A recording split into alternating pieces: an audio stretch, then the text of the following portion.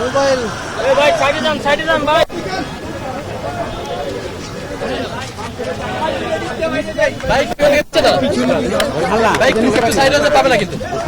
যারা ফেসিবাদ বিরোধী রাজনৈতিক সংগ্রামে ছিলেন সেই সকল রাজনীতি দলের নেতৃবৃন্দের সাথে আলোচনা করার জন্য মাননীয় প্রধান উপদেষ্টা এবং উপদেষ্টাবৃন্দ আমাদেরকে আহ্বান করেছিলেন। আমি আমাদের মহাসচিব সাহেব নিশ্চয়ই ইতিমধ্যে বলেছেন, তো আমাদের সাথে যে সমস্ত বিষয়ে আলোচনা হয়েছে আমি আশা করি তারা মাননীয় প্রধান উপদেষ্টার অফিস থেকে অবশ্যই আপনাদেরকে জানাবেন।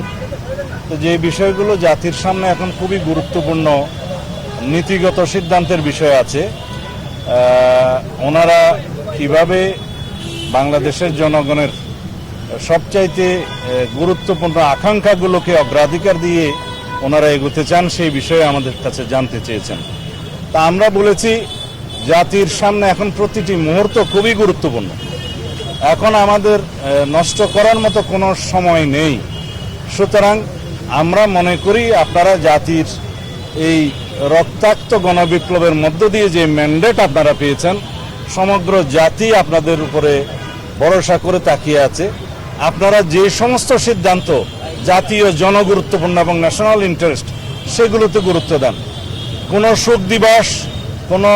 শোক দিবসের ছুটি এই সমস্ত বিষয়ে আপনারা আমাদের মতামত চেয়েছেন, আমরা দিয়েছি, অন্যদের মতামত আপনারা নেবেন এবং আপনারা সিদ্ধান্ত দিবেন।